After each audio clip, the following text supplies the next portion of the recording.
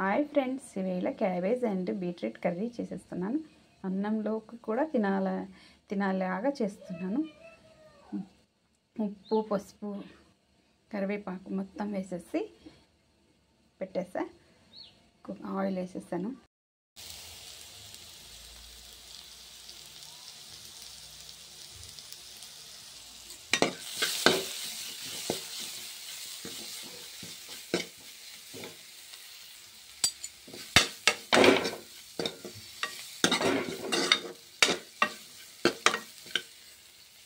కారం వేసిన తర్వాత కాస్తంతా మగ్గనివ్వాలి. ఆవిరికే మగ్గితే టేస్ట్ బాగుంటుంది. మూత పెట్టి ఉంచేద్దామండి. కాస్తంత మధ్యలో ఇలా వాటర్ వేసి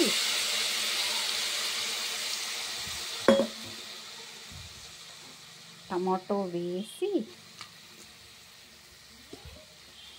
మూత పెట్టి ఉంచేద్దామండి.